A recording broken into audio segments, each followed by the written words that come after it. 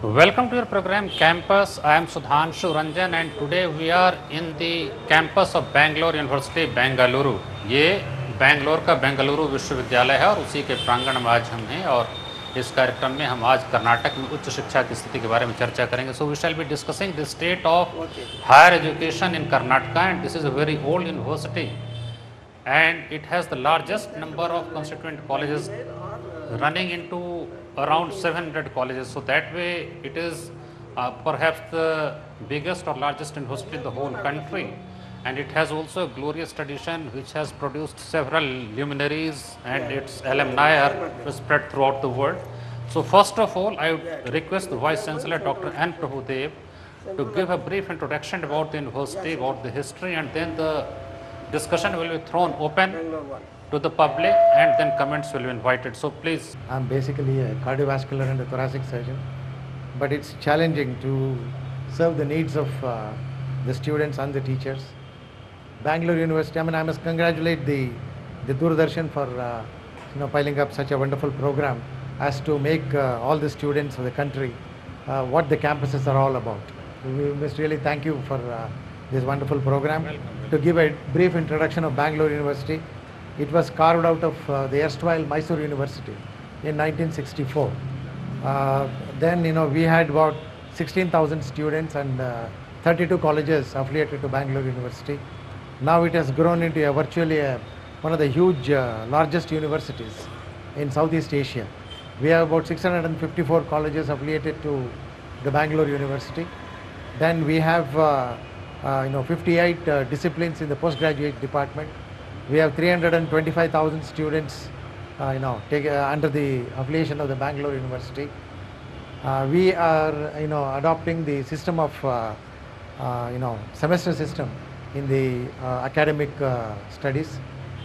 We conduct examinations twice a year, and the magnitude of the examination is about every semester, about 70,000 students take the exam. We need to evaluate something like 20 lakh scripts.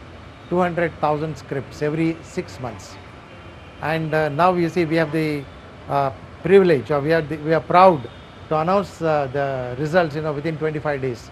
And we are using technology in all its aspects of the conduct and evaluation of the examination system. So we have introduced what is called optical mirror reading sheets. Then we have online downloading of marks cards, online downloading of degree certificates. Then even payment of fees, everything is made online. That's something notable because you've already introduced the semester system. When there was an attempt to introduce the semester system in Delhi University, there was a lot of opposition from the teachers. So that's something quite notable. Yeah, we have been following the semester system of examination immediately after the UGC recommendations. But my belief is that Delhi is adopting to this semester system only recently. Yes. Before and all along they have been sticking to only yearly examinations, annual exam, like that, annual. But now we have been into we believe in a collective evaluating the system through. A student not just once a year but throughout. We believe in that consequential evaluation throughout the year. So we have adopted the semester system of examinations. And yes, how do you describe the state of higher education in Karnataka? A brief comment from you. No, higher education in Karnataka is probably Karnataka is pioneer in the system of higher education. To name a few, Sir C.V. Raman, who was the doyen of physics, discipline, he announced to the world the theory of Raman effect from the room just across this building. Have people's reaction about the privatization of education or this higher education? Anyone who would like to speak? I am Dr. Mohan Kumar. I am Professor of Psychology and Dean of Science. I have served in the capacity of Director Planning, Monitoring and Evaluation Board 2. Privatization started way back 1958. Manipal Medical College and Manipal Engineering College, they were the one who started privatization. Over a period of time, it spread over to other parts of the country. In our university, privatization started way back in early 70s. It is a great tradition and also history. They have served the needs of the society. Though the term commercialization is being used today, it is altogether a misnomer. They all go by the cost effectiveness. Though our country needs much of support from the government, it is philanthropists in the state of Karnataka, these and Mysore, who sowed the seeds of nurturing children in the Gurukula system. They have several hundreds of years of existence. They are the ones who have produced the greatest intellect. They are serving in all the 6 continents. No, but it is a very debatable or controversial statement. Maybe there is a tradition of philanthropy. I don't controvert that. But the fact remains that at the moment, most of the educational institutions are being run for the purpose of earning revenue. And even the Supreme Court in TMA Pai Foundation, the most publicized case, also justified that education can be treated as commerce, though earlier in the Unni Krishnan case it was only merit and nothing else, no capitation fee. So we shall not go into those larger debates, but I'd like to know, because what we have heard and read, that most of the politicians with huge amount of black money are investing in private institutions, and they also serve that it is philanthropy and they earn money. Yes, any reaction? Anybody who would like to react? No, I would like to say one thing, that Yes. particularly in the Karnataka itself, there are so many pontiffs, seers, those who are those who started the system of Gurukul type of education. They not only provided education, they provided food, they provided accommodation, and it is they who started the pioneers in the system of private education. I mean, I think they have done a yeoman service, particularly the pontiffs. Particularly the pontiffs. Anyway, और कोई बोलना चाहेंगे? Anybody who wants to? हाँ. I could able to see, as you said, so the higher education as on today if not in Karnataka, throughout our India, it is a business. What? It is a business. I invest 10 rupees, I'll try to expect 100 rupees, 2 rupees. So that's how we are all encouraging each and everyone. So this is state of affairs in our, not only in Karnataka, everywhere throughout India. So added to that, there is nobody is capable of taking care of all these unwanted situations. For example, see, for almost last 2 years, the HRD ministry has failed to appoint a chairman for the UGC. Similarly, for many other central universities. And whereas they appoint university vice chancellors, they are of 3rd grade. Apart from qualification, they will also have all the 420 characteristics that they are going to appointing that kind of the person as a vice chancellor at the head of the institutions. Then how can you expect the higher education to be? See, that kind of degradation is found everywhere. It's not only. See, I am telling the truth. Yes. Truth is always bitter. Truth is always bitter. I am telling the truth. See, I am not here. I am not a drama artist. I am a man with real common sense. So that's how the higher education. Actually, they say if you go to HRD ministry, everybody says, "Oh, 100% higher education should be there." There is no need. See, there are without any education, they could able to see they could able to reach the topmost position in this country or throughout the world. So education is a basic requirement. That should be there. So if all 100% are graduates, it's of no use.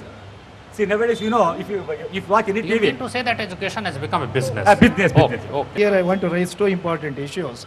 One is access to higher education, which is one of the priority issue, where even National Knowledge Commission also has recommended to open more than 2,500 universities.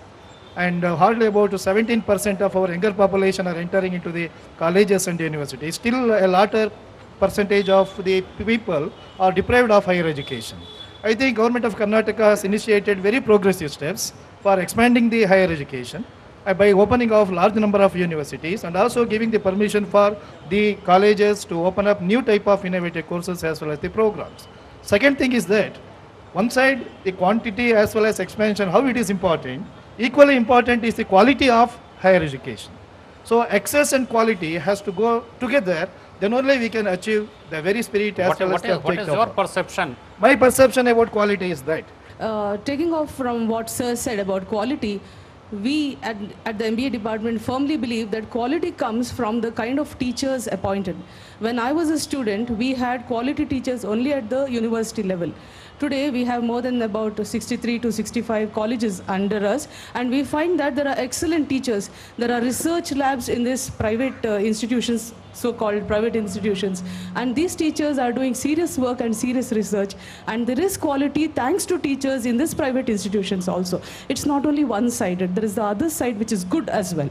This is what I'd like to say. Okay, thank you. The state of higher education in Karnataka has been very good compared to other states all along.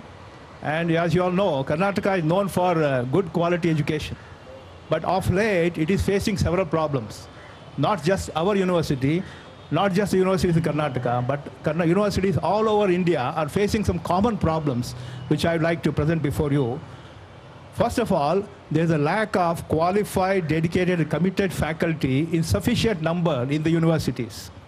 Several posts have not been filled, and posts have not been created wherever new courses have been started. So therefore, qualified, committed faculty is very essential for improving the quality of higher education.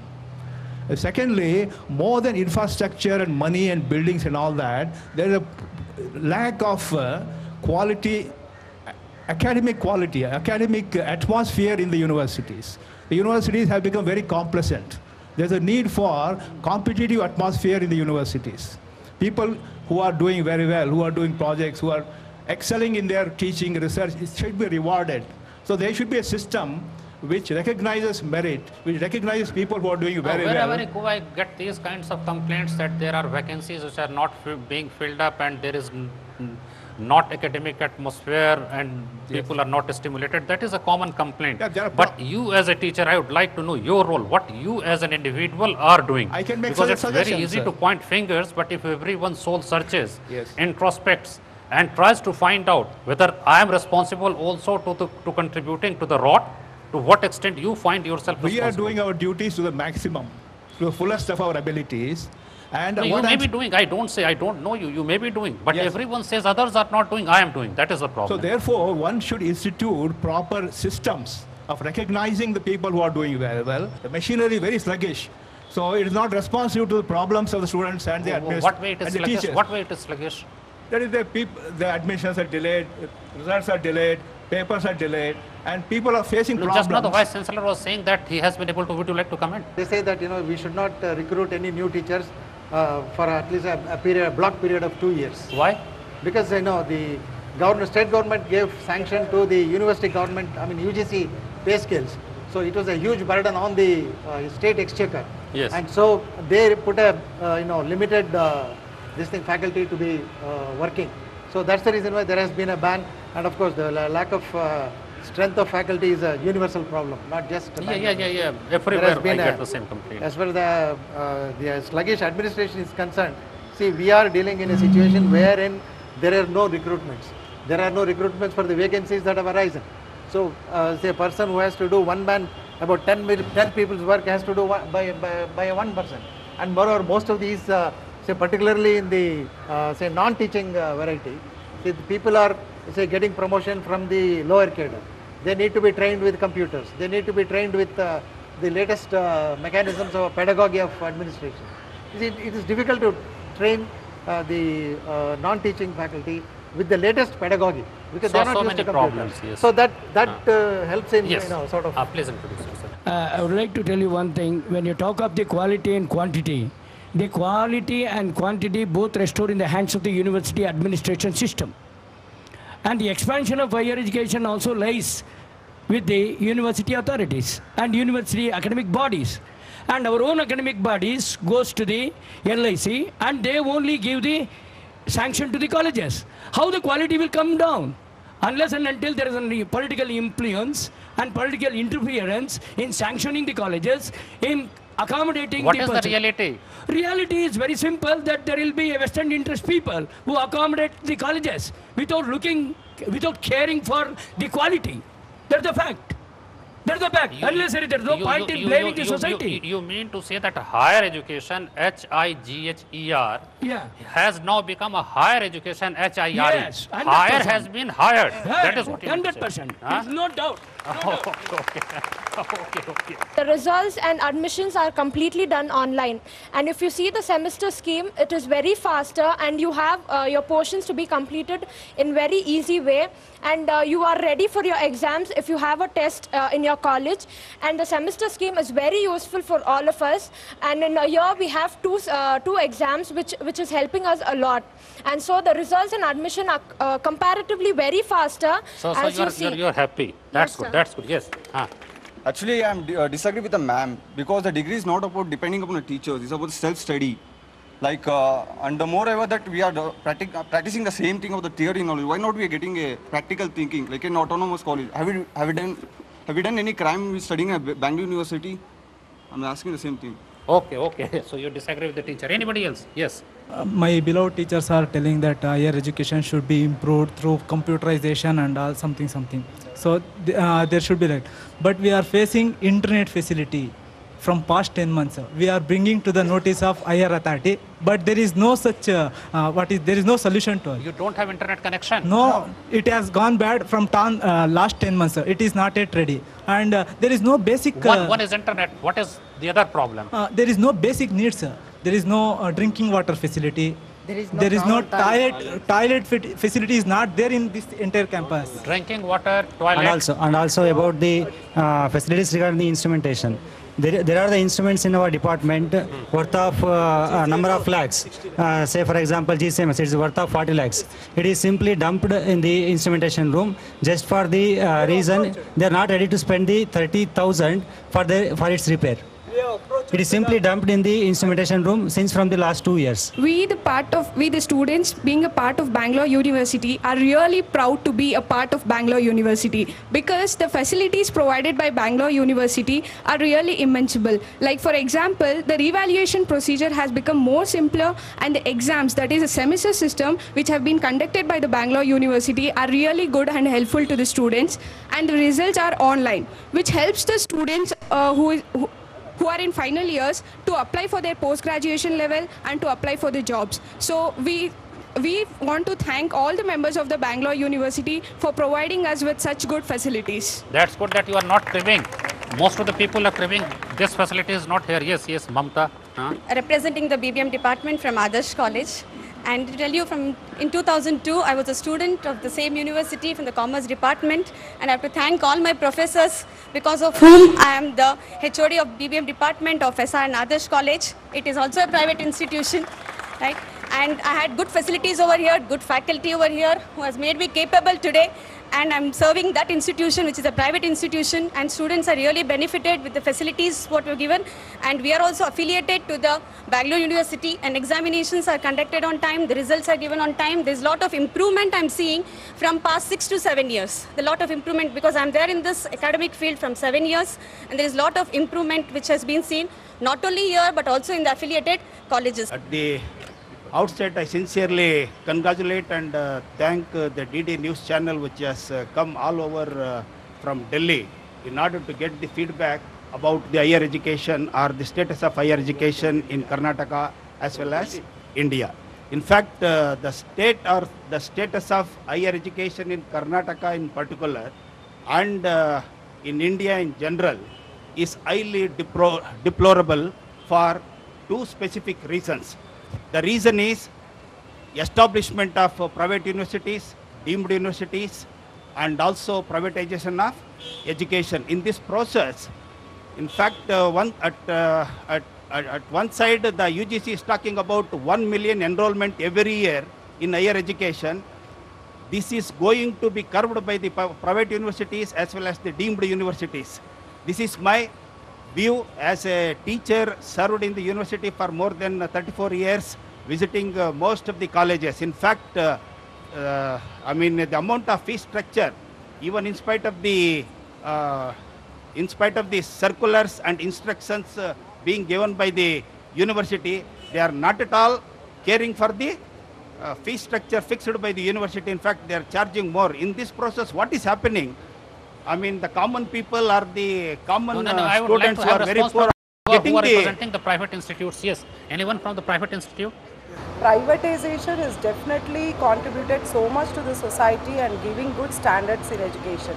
Must be now mushrooming of institutions is only because of the powers in the hands of some politicians which are being misused. So I think only if they also think on these aspects, that if they consider quality to be the first priority, even if they, mushrooming of the institution can be strengthened with proper standards, proper minimum standards, requirements that they should lay down, then only even university will be able to function in the same lines. Now, what about the Because, fee structure, such an exorbitant fee structure? On the one hand, we talk of philanthropy, people who contribute money, they do it as part of their duty to we the all know society. that On the capitation- other hand, you find that such exorbitant fee structures are imposed that poor students cannot go there. It becomes almost inaccessible for them. There are institutions, where they provide, like say government institutions are many now, 2 or 3 have already again come up. So such students are given free education and with You all mean to facilities. say that it is the duty of the So- government to provide free education? Private sector has got Yes, nothing to do with definitely, it. they should. No, but there is a No, difference. If private you, no, education if is, you talk of great universities like Harvard or Yale, you find that there is a huge endowment which is created out of the contribution given by the affluent people there, and they don't have even a single seat in the university. 32 billion US dollars as endowment in Harvard University, and those who contribute, they don't claim even a single seat for admission. That's the difference between Harvard and you say that people who are contributing money or who are rather investing money. I wanted to continue. Huh. No, like since education is an investment, private institutions also need to invest to a certain extent.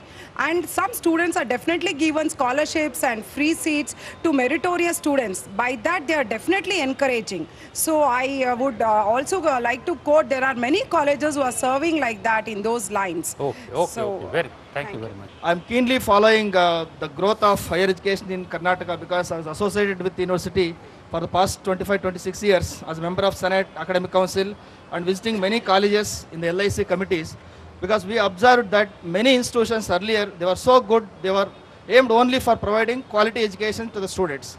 Now with the mushrooming of private education institutions, I'm not telling that all 100% private institutions are doing this, but quality of education is going down. So because of entry of many institutions from other states, because they are unable to earn there, they are actually opening their shops in Bangalore and Karnataka. So they are actually degrading the education system in Karnataka, even though Karnataka and Bangalore University is considered as a very good place for higher education, but it is slow, day by day, it is deteriorating. But we have seen many institutions, from other for parts example, are investing in education definitely, in Karnataka, definitely. Many because institutions, that is the destination for the whole many country. institutions in Karnataka nowadays since 10-15 years. So their main aim is only to earn money, not with the intention of providing good education or quality education to the students. I'm not telling all the 100%, but 90% of the education institutions. Well, I find there are different kinds of teachers with regard to payments. We have government colleges, we have private aided colleges and management colleges. So those who are getting UGC salaries, they are well off. But there are 3/4 of the teachers, 75% of the teachers are management teachers. They are underpaid. So when they are underpaid, we cannot expect them to do a good job. So therefore, it is the government's duty to see that Minimum Wages Act needs to be enforced. Yes. Well, India needs about 1,500 universities. That's what the Knowledge Commission by Sam Pitroda has given this thing. We have about 555 universities right now. And you see, the amount of allocation to the education portfolio should be about 2.5%. But the Knowledge Commission has recommended 5% allocation of the funds to the education, particularly to the higher Kothari education. Commission recommended in 60s, it should be 6%. Yeah, but it's not yet. Not even 1% of the GDP is allocated to the education. Now, another peculiar thing I find is that a home loan is available at say 9%, whereas a car loan is available at depending on the private this thing from 5% to 10%, whereas education loan is available at 16%. And probably this is the only country where education loan is costing so much. I think that disparity has to be removed, and more students should be encouraged to avail these educational loans and then be made available. Okay, we shall have a short break right now. अभी हम एक विश्राम लेंगे और विश्राम के बाद हम इस चर्चा को जारी रखेंगे। आप जाइएगा कहीं नहीं, हमारे साथ बने रहिए। Reports from the capitals of 4 states, Hyderabad, Bangalore, Guwahati and Bhubaneswar. News, views and analysis. State Scan, Monday to Friday, 10:30 a.m. only on DD News. अंतराल के बाद फिर से आपका स्वागत है इस कार्यक्रम में। हम और लोगों के विचार सुनेंगे। हाँ, बताएं क्या कहना है। Before joining this Bangalore University, I saw in a website about the ratings. It was in 13th position last year. I'm a student I'm studying here from past 2 years. Before last year, it was in 13th position in India, and now it's in 9th position. I don't know how the rate. When I joined, it was good, but now it's the days are being worse. The facilities So, are so, not so at all according to you, the standard is going down, but the rating is going up. Yes. Huh? Believing the ratings, believing the website is being very difficult for us. Okay, okay. Sir, Bangalore University, I'm very proud of Bangalore University. Kyunki the course which they have started, it's a 5 years integrated course. It's very good. It's comparatively unique compared to other degree courses like BCom, BBM and other courses. The knowledge they provide, the exposure they give is also very good, sir. I would like to say that the achievements of Bangalore University are rarely highlighted. In fact, the 5-year law course that was started by the Department of Law, Bangalore University, was one of the first 5-year law courses in the country to be taken up by Bangalore University, and it is a resounding success throughout. Our merits are seen in our 5-year law course which we have brought up, and we thank our administration and our principal and dean for taking it up. Thank you. I congratulate the university because they are they are visionaries in the sense they are open to opening newer courses. Apparel technology and management was never heard about, but it is a booming field now. So I definitely see that they have good foresight, and they have introduced courses which are integrated courses where technology, arts, science and management come together. So we noticed that there's just a petty shop right next to our college gate which sells cigarettes every day. It's complete nuisance when almost the conductors from all the buses and even students go there and smoke. We have to walk there every period or whenever we cross the gate. And there shouldn't be any shops like that at least 100 meters from the college. So if the 6 months courses are provided, then they are completing within 2 months. Then what's the question of quality of this thing study? We want it to introduce a system, open system, where we can introduce new subjects like BA course goes only studying BA subjects. They don't know what the other subjects are doing and so on. So we could have an open subject so that we can even know about. So it helps in a global context. मैं मानती हूँ कि अपनी Bangalore university बहुत सभी के लिए open है.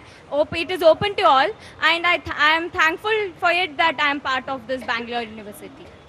Proud to be a part of Bangalore University because we know it provides a various range of courses from aeronautical engineering to agriculture, from business quiz to biotech, social to law. And I even feel the many people from the parts of the country and the states come here and choose their career. Thank you. Okay, so now we have to wind up the program. Now there is hardly any time left. So your comment, yes. Well, summing up, I have a few things to convey. Well, this is a university, though it's 47 years old, but the buildings are more than 100 years old. You do expect, some of the buildings, we cannot... One building I heard it was constructed in 1776. So that is the kind of structure we have. There are certain things which we cannot improve. Only things, additionalities can be looked at in a different way. The second one is about the internet facilities. I think the road is being dug for a repair. I think the whole new road is being laid from the university campus. About the 5 kilometers of artillery roads are being repaired. I think while digging the road, I think there have been some cut in the cables. I think we are trying to restore that, and that should not be a problem. And about the funds, of course, financial problem. All the universities in India have financial problems. They don't have adequate allotments. They don't have, particularly with the kind of bulk allotments, we get only probably 1/3 of the total budgetary requirements from the government. Rest of the resources we have to raise. We are doing best under the circumstances, and we hope Bangalore University shall attain its glory. Okay, thank you so much. With this, we come to the end of the program, and thank you, all of you, teachers and students, so much for participating in this program, and I wish all of you a very bright, prosperous future.